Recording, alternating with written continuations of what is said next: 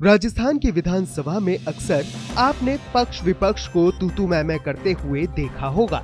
बहुत ही ऐसे कम मौके होते हैं जब सदन में बैठे विधायक एक मत हो जाएं। राजस्थान में स्कूल से लेकर स्वास्थ्य, सड़क, रोजगार, हर क्षेत्र में आजादी के 75 साल बाद भी विकास नहीं हुआ है, जिसकी आम जनता को जरूरत है। जनता की इन्हीं जरूरतों को पूरा करने के लिए विधायक या सांसद सदन में चर्चा करते हैं, बहस करते हैं, लेकिन रिजल्ट ठाक के 3 पात वाला ही होता है।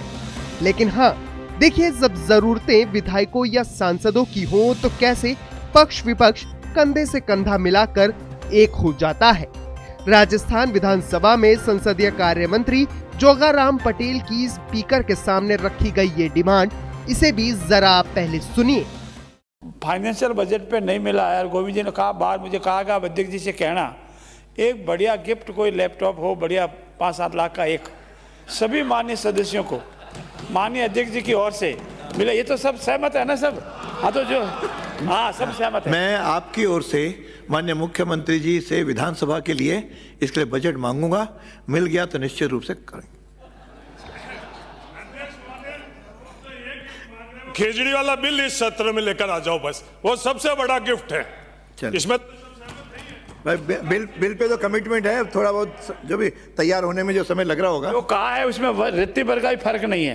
चल 2-4 नहीं, सीधे 5 से 7 लाख के लैपटॉप की डिमांड, और वो भी सदन के भीतर बैठे सभी 200 विधायकों के लिए। यानी कि अगर हम इसको 5 या 7 नहीं, बीच के 6 लाख के हिसाब से जोड़ें तो 12 करोड़ रुपए, यानी कि राजस्थान की सरकार विधायकों के लैपटॉप के लिए 12 करोड़ रुपए खर्च करेगी, और उससे विधायक अपने क्षेत्र के विकास का काम देखेंगे।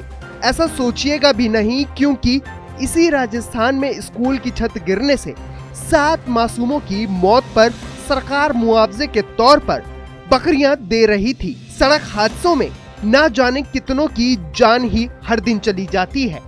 अस्पताल में अव्यवस्थाओं से ना जाने कितने मरीज दम तोड़ देते हैं। बेरोजगार युवा जान दे रहे हैं या फिर अपनी मांगों को लेकर सरकार की लाठियां खा रहे हैं। राजनीतिक पार्टियां और विधायक या नेता उनके समर्थन में खड़े तो दिखते हैं, लेकिन सिर्फ उनके फायदे के लिए नहीं, बल्कि सत्ता तक पहुंचने के लिए। और उसके बाद वही होता है जो धरातल पर दिख रहा है। चलिए अब जरा आपको इन माननीयों को मिलने वाली सुविधाओं को, सैलरी के बारे में बता देते हैं।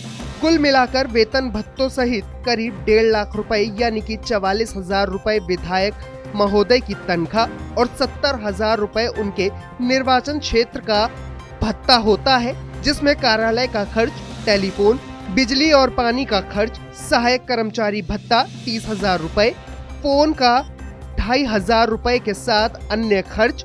और अब बात कर रहे हैं घर की, तो विधायकों को नियमित अवधि के लिए जयपुर में किराए पर घर मिलता है, जिसमें एक सीमा तक उन्हें बिजली और पानी के लिए बिल पर राहत भी मिलती है। साथ ही मिलता है हाउस रेंट अलाउंस।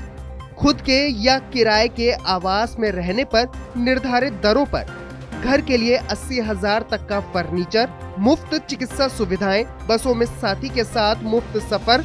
इतना ही नहीं, अगर 5 साल बाद विधायकी चली भी गई तो आजीवन पेंशन की सुविधा मिलती रहेगी, जो कि एक टर्म की 10,000, और उससे ज्यादा विधायक रहने पर उसमें टर्म के हिसाब से 10,000 रुपए जोड़ दिए जाते हैं।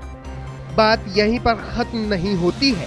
जिस सदन में ये माननीय जनता की जरूरतों का मुद्दा उठाने के लिए जाते हैं, वहां भी कम लग्जरी सुविधाएं नहीं होती हैं। विधानसभा हॉल में प्रत्येक सीट पर विधायक के लिए एक आईपैड इंस्टॉल होता है। गहलोत सरकार ने अपने कार्यालय के आखिरी वक्त में विधायकों को एक आईफोन भी दिए थे, और समय समय पर विधानसभा के अंदर हो या फिर बाहर, विधायकों को मिलने वाली सुविधाएं और सैलरी समय समय पर अपग्रेड होती रहती है। फिर चाहे जनता बेरोजगारी, महंगाई की मार क्यों न झेल रही हो। सोचिए, जनता के वोट से, जनता के भले के लिए, जनता के टैक्स पर, जनता की कमाई से चलने वाली विधानसभा में बैठने वाले माननीयों को जनता की कितनी चिंता है, ये आम जनता से बेहतर कौन ही समझ सकता है।